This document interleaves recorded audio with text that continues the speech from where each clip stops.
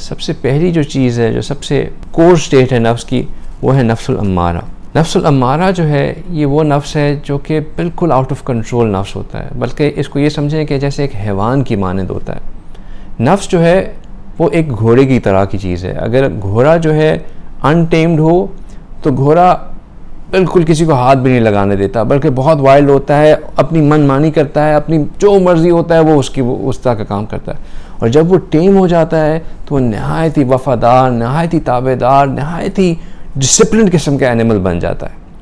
یہ جو انٹیمڈ نفس ہوتی ہے، یہ نفس الامارہ ہوتی ہے، یہ بالکل وحشی نفس ہوتی ہے، اس کی حیوانی اس کی کیفیات ہوتی ہیں، اس کا جو دل چاہتا ہے یہ کرتی ہے۔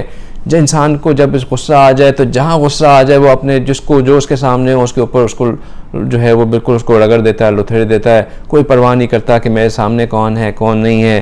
انسان جو ہے اگر شہوت انسان کے اوپر چڑھی ہو تو وہ کوئی بھی حد کر لیتا ہے اپنی شہوت کو پورا کرنے کے لیے، کوئی پرواہ نہیں کرتا کہ میں نے اپنی جو ہے کون مجھے دیکھ رہا ہے کون نہیں دیکھ رہا۔ اگر اس کو اپنا کوئی کام نکلوانا ہو تو وہ جو ہے اگلے کو کچھ بھی ماننے کو تیار ہو جاتا ہے، حتیٰ کہ گدھے کو بھی اپنا باپ مان لے گا اگر اس کا کام نکل جاتا ہے۔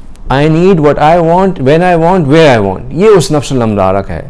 اور پھر دوسرا اس کا نفس الامارہ کی نشانی ہوتا ہے کہ اس کا نیکی میں کوئی دل نہیں لگتا، اس کا لوگوں کی کوئی نصیحت سننے کا دل نہیں کرتا، اس کو کوئی بھی نیک کام کرنے کو بولو وہ اس کے اوپر بھاری لگتا ہے۔ آپ اس کو بولو کہ نماز مسجد میں پڑھنے آ جاؤ، نماز پڑھنا ہی بوجھ لگتا ہے، مسجد میں آنا تو دور کی بات ہوتی ہے۔ اگر نماز پڑھ لی تو مصلی پہ بیٹھنے کا دل نہیں چاہتا، بس مصلی سے پڑھی اور فوراً بھاگا۔ یہ ایک اس کی کیفیات ہیں، اس کی نشانیاں ہیں۔ پھر اس کے بعد ایک اور نفس کی قسم ہے، وہ ہے نفس اللوامہ۔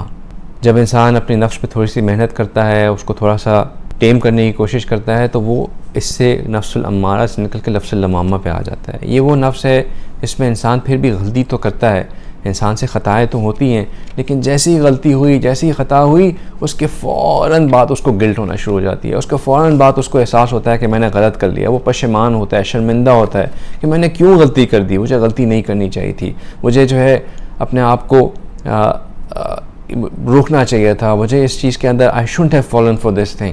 تو وہ اپنے آپ سے پریشان ہوتا ہے، اور پھر اس غلطی کی وجہ سے، اس ندامت کی وجہ سے، اس پریشانی کی وجہ سے اس کے لیے توبہ کرنا آسان ہوتی ہے، اس کے لیے اللہ کے سامنے رونا آسان ہوتا ہے، اس سے اللہ کے سامنے معافی مانگنا آسان ہوتی ہے۔ تو یہ نفس اللوامہ ہے۔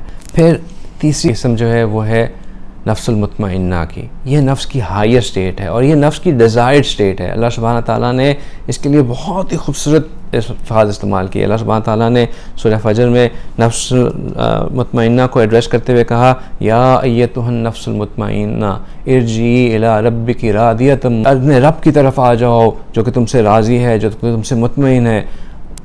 بہت ہی خوبصورت الفاظ، بہت ہی ایسے الفاظ جس میں اللہ سبحانہ تعالیٰ کی طرف سے محبت ٹپک رہی ہے اس چیز کے لیے کہ اللہ کتنے پیار سے اس کو بلا رہے ہیں کہ نفس مطمئنہ آ جاؤ میری طرف، تم نے دنیا میں اللہ کی عبادت کی، اب تمہارے لیے اللہ تعالیٰ نے جنت کے مزے رکھے ہیں۔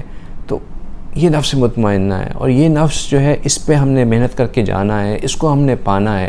جب انسان اپنے اوپر کام کرتا ہے، اپنے اوپر محنت کرتا ہے تو پھر یہ نفس اچیو ہو جاتی ہے، اور یہ وہ سٹیٹ ہے پھر جہاں پہ جو ہے انسان کے لیے نیکی کرنا آسان ہو جاتا ہے۔ انفیکٹ انسان کو نیکی کر کے خوشی ہوتی ہے، شریعت کے کام کر کے اس کو آسانی محسوس ہوتی ہے، شریعت مشکل نہیں لگتی، اس کے اندر ہیوملٹی آ جاتی ہے، اس کے اندر ایک جو ہے وہ اپنے آپ کو مٹان دیتا ہے انسان۔